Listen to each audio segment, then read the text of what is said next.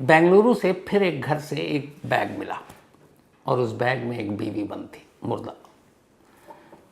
मेरठ में ही एक और बीवी ने अपने पति को कॉफ़ी में जहर मिलाकर पिला दिया।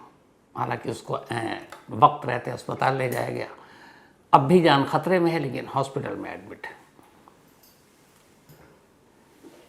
ये मियाँ बीवी के बीच में जो खून, कत्ल, मर्डर वाले किस्से आ रहे हैं, ये क्यों हो रहा है मुझे नहीं मालूम। थोड़ा आप लोग भी सोचिएगा, कहीं ऐसा तो नहीं है कि ये जो 7 जन्मों का बंधन, और इस बंधन को कुछ लोग सच में बंधन मानने लगे उस तरीके से कि कैद हो गए, या फिर सोसाइटी और समाज को दिखाने के लिए जो अरेंज मैरिज, या फिर उस वजह से बेमेल जोड़ियाँ, लड़की की सोच अलग, लड़के की सोच अलग, जबरन शादी करा देना, कई चीज़ें एक साथ हो सकती हैं।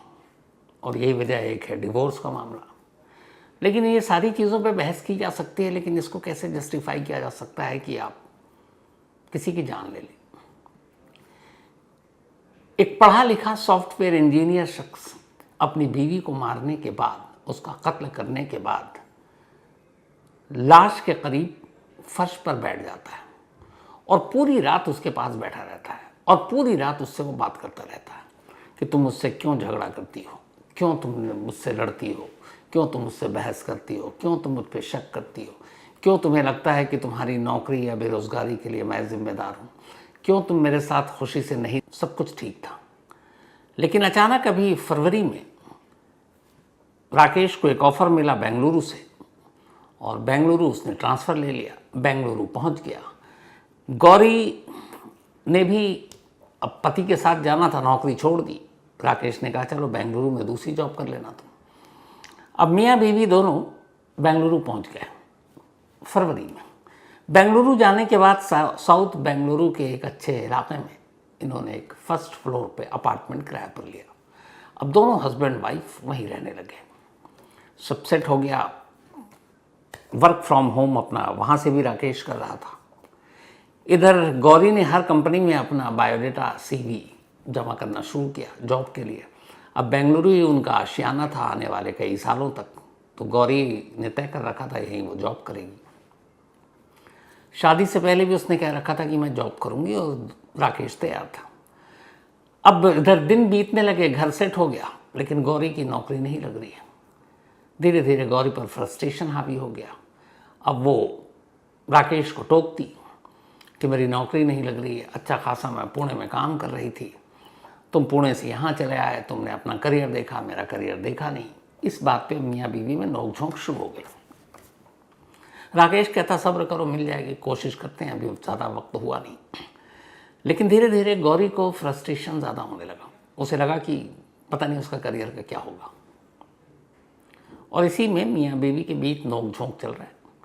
और अब बेंगलुरु का पहला जो महीना है लगभग, वो इसी तरह से गुजर गया। अब 28 मार्च आज तारीख, बल्कि 26 मार्च की बात है, 2 दिन पहले की, वेंसडे, बुधवार का दिन, 26 मार्च की तारीख, रात को गौरी ने खाना बनाया, राइस और कुछ एक सब्जी। राइस उसने कुकर में बनाया था। डाइनिंग टेबल पर अब रात को दोनों बैठते हैं। जैसे ही डाइनिंग टेबल पर दोनों बैठे, गौरी फिर से शुरू हो गई। उसने राकेश से कहा कि तुम्हारा तो वक्त बीत जाता है, तुम अपने जॉब में लगे रहते हो, काम पे लगे रहते हो, मैं यहाँ अनजान शहर, ना कोई रिश्तेदार, ना कोई दोस्त, नौकरी मिल नहीं रही है, और इसके जिम्मेदार तुम हो।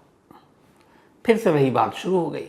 जब बात शुरू हुई तो राकेश उसको समझाने लगा, लेकिन गौरी का गुस्सा बढ़ता जा रहा था। धीरे धीरे दोनों में अब तेज तेज झगड़ा शुरू हो गया। इसी बीच में गुस्से में गौरी ने एक थप्पड़ मार दिया राकेश को। थप्पड़ मारने के बाद वो उठी, बराबर में ही डाइनिंग टेबल के किचन था, किचन से उसने चाकू उठाया और वो चाकू तेज़ी से राकेश की तरफ फेंक दिया। राकेश चाकू से हल्का सा खरोच आया, लेकिन गौरी के इस तेवर को देख के अब राकेश को भी गुस्सा आ गया। उसने वही चाकू उठाया और सीधे गौरी पर अंधाधुंध हमला करने लगा। करीब 3 वार किए उसने गौरी पर, और 3 वार जानलेवा थे। गौरी वहीं डाइनिंग टेबल के पास फर्श पर गिर गई। थोड़ी देर में उसकी सांसें रुक गई, गौरी मर चुकी थी। इधर गुस्सा शांत हुआ तो अब राकेश को एहसास हुआ कि उसने क्या कर दिया। उसे इस बात का पता था कि गौरी मर चुकी है और उसने खुद कत्ल किया और अब वो एक कातिल है। थोड़ी देर के बाद वो गौरी की लाश को एक तरफ करता है, फर्श के ब्लड को साफ करता है और फिर गौरी के पास बैठ जाता है।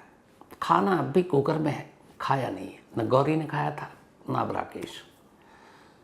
गौरी के पास बैठकर अब वो उससे बातें कर रहा, यानी उसकी लाश से, और वही बातें जो मैंने आपको शुरू में कहा कि तुमने ऐसा क्यों किया, तुम मेरे साथ क्यों झगड़ती हो, क्यों तुम्हें लगता है कि मैं तुम्हारी नौकरी के आड़े आ रहा हूँ, क्यों तुम्हें लगता है मैं तुम्हारा करियर नहीं चाहता हूँ कि अच्छा बने।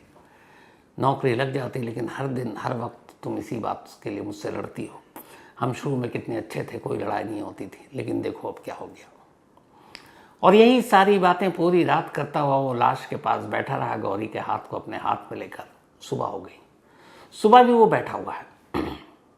फिर उसे ख्याल आया कि इस घर में एक लाश है और वो एक कातिल। 10 बजे के आसपास, अब सुबह हो गई, 27 मार्च की तारीख आ गई, वेंसडे के बाद अब थर्सडे हो चुके। वो उठता है, एक बैग खाली करता है, क्योंकि 1 महीने पहले ही ये लोग पुणे से बेंगलुरु शिफ्ट हुए थे तो इनके पास अच्छे खासे बैग थे।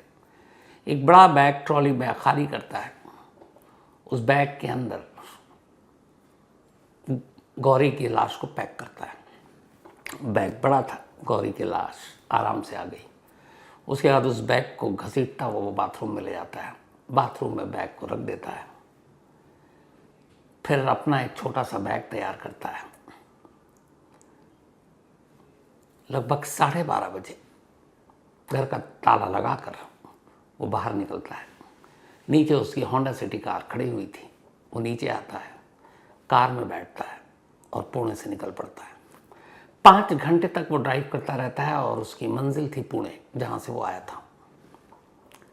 5 घंटे की ड्राइव के बाद शाम के करीब 5:30 बजे थे, तब वो अपना मोबाइल उठाता है। मोबाइल उठाने के बाद बेंगलुरु के जिस अपार्टमेंट में रहता था उसके कारपेंटर को फ़ोन करता है, क्योंकि अभी हाल में आया था, कारपेंटर का बहुत सारा काम इसने कराया था। और जो लैंडलॉर्ड था जिसके घर पे ये किराए पे रह रहा था, वो उसी में ग्राउंड फ्लोर पर रहते थे। फर्स्ट फ्लोर पे ये रेंट पे रहता था, ग्राउंड फ्लोर पे लैंडलॉर्ड।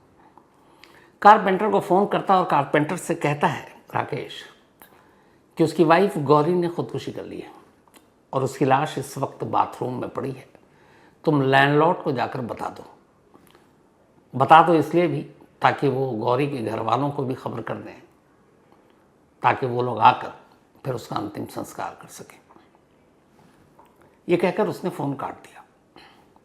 जैसे ही ये बात सुनी कारपेंटर ने, वो बदहवास लैंडलॉर्ड की तरफ भागा। उसने कहा कि ऐसे ऐसे फ़ोन आया राकेश का और कह रहा उसकी वाइफ ने खुदकुशी कर ली, जान दे दी और उसकी लाश बाथरूम में है। ये सुनते ही मकान मालिक भी बदहवास, एक जागरूक नागरिक होने के नाते उसने सबसे पहले बेंगलुरु पुलिस को कॉल किया। उसने बोला कि ऐसे ऐसे बात है, ऐसी एक किराए पे रखा था और वो अभी ये इन्फॉर्मेशन दे रहा है। फ़ौरन पुलिस पहुंच गई। लैंडलॉर्ड और पुलिस की मौजूदगी में अब दरवाजे को खोला गया। अंदर पुलिस दाखिल हुई। उन्हें लगा कि कहीं लाश टंगी भी मिलेगी, लेकिन लाश कहीं टंगी नहीं थी, पर बाथरूम में बैग था और बैग बाथरूम में, ये बड़ी अजीब बात थी। खैर, पुलिस की मौजूदगी में बैग को खोला गया। बैग के अंदर गौरी। अब इसका मतलब है कारपेंटर को राकेश ने सही बात बताई थी। पुलिस फ़ौरन अब मकान मालिक से उसकी डिटेल मांगती है कि उसका कार्ड, आधार कार्ड तो आपने लिया होगा। पता चला कि पुणे का एड्रेस है। फ़ौरन महाराष्ट्र पुलिस को बेंगलुरु पुलिस कांटेक्ट करती है और कहती है कि ऐसी ऐसी बात है। वो एड्रेस बताती है और बेंगलुरु की एक पुलिस की टीम अब पुणे के लिए निकलने की तैयारी कर रही थी। इधर इस बात के कई घंटे बीत गए। अब अचानक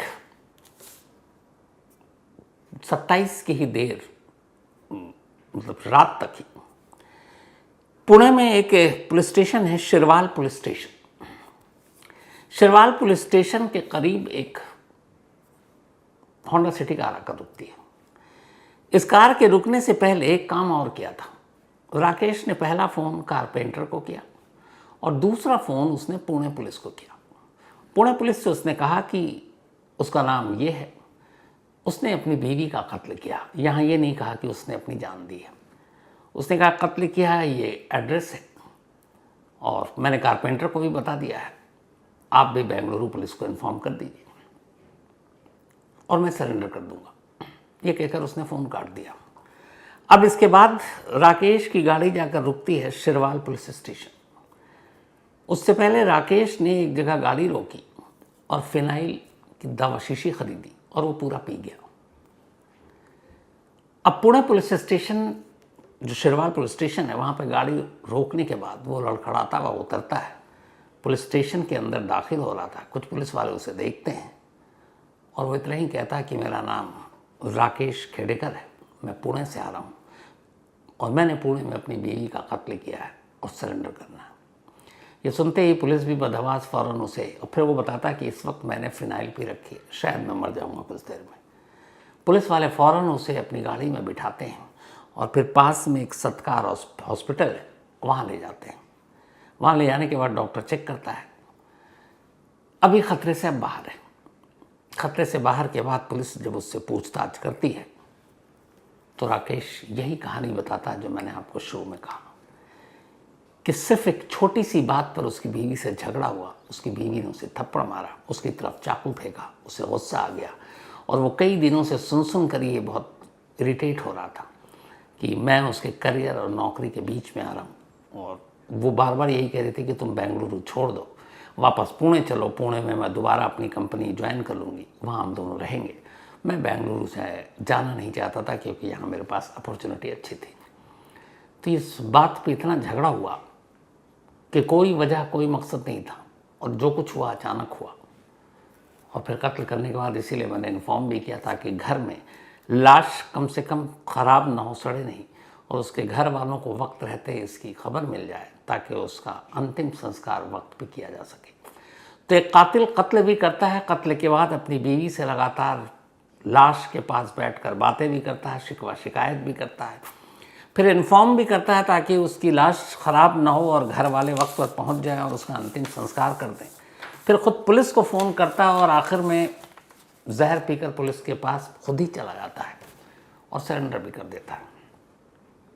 एक पढ़ा लिखा सॉफ्टवेयर इंजीनियर, एक ज़रा सा गुस्सा, कहते हैं ना गुस्से में इंसान क्या कुछ हो जाता है। पूरी ज़िंदगी बर्बाद दोनों की। शादी को सिर्फ 2 साल हुए। अब बताइए ऐसी कितनी आजकल लगातार नहीं लगता है कि ऐसी खबरों की बाढ़ आ गई।